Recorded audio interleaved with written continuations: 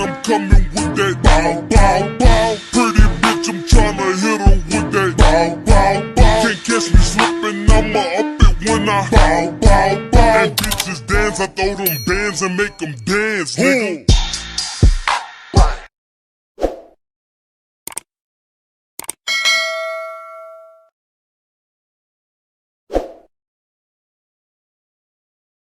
Hello and what is up guys? Welcome back to my YouTube channel. So it's been so long, siguro mga 2 weeks na ako walang upload. So matagal na akong walang unboxing video. So in this video guys, mag-unbox tayo ng isang item na i-install natin at ilalagay sa aking PCX 160. So ano ba hinihintay natin? Let's go! So ito na nga siya guys. So I purchased this from Rider Stuff at the amount of 300 plus pesos lang, of course by Shopee. So this is the Motowolf cell phone holder version 3. So ito siya guys, mabigat, medyo mabigat. So ngayon bubuksan na natin siya. So this is it na guys. So bubuksan na natin siya, tignan natin ang laman ng kahon. I-adjust lang natin ang camera. Okay. So matagal ko na ito na-purchase guys. Ngayon ko lang narap buksan. At maraming ginagawa. So dalawang dobleng supot.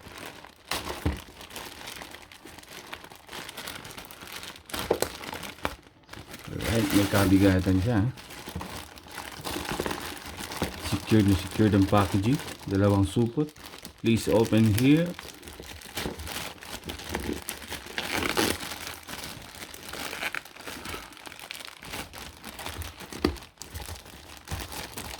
So, very useful to, lalo na kung ikaw ay isang Grab delivery or sa kang Ninja Van or JNT delivery ng mga parcels. You can use this. And of course, you can use this to navigate your location. So, nabuksan na nga natin siya. Mobile phone holder.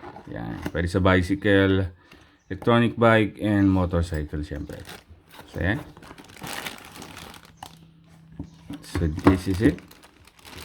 So, yan. May kasama siyang tools.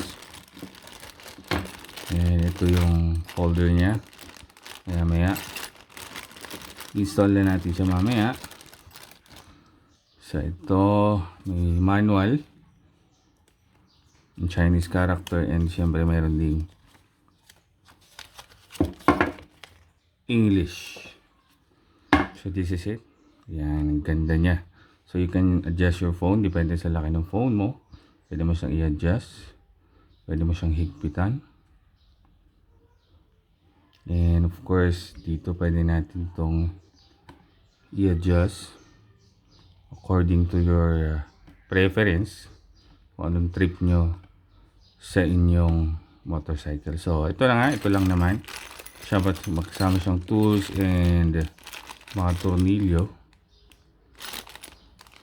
So, ngayon, install na natin siya. So, ayan, we're going to install it now. So, depende na lang sa preference mo kung saan gusto nyo ilalagay. So, titingnan ko muna. So, I think madali lang naman i-install ito, no?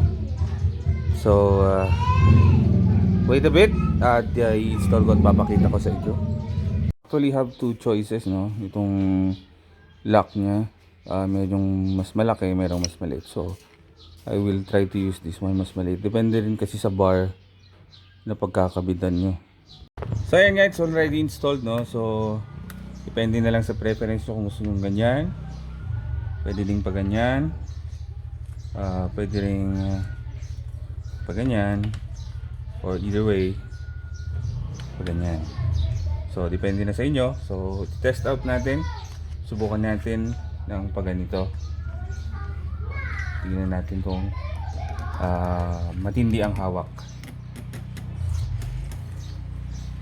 Yan. So gaya nga nasabi ko sa inyo guys, we're going to test it out. Yan na. Medyo vibrate lang talaga siya. Siyempre cellphone holder lang naman yan, hindi naman siya action cam or anything. Ayan. And it's good, it's very good, napaka sturdy niya sa phone guys ha, not the video itself. So it's good, kaya niya hawakan ng phone any distance of travel, maybe any roads.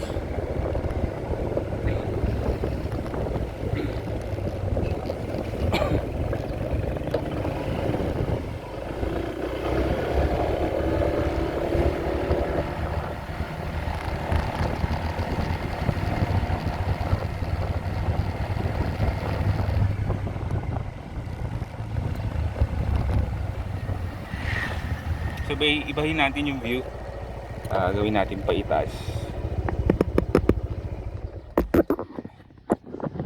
Ayan, pa ganyan.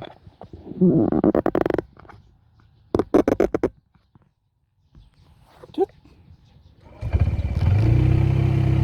Yes, actually can hold your phone. Napakaganda.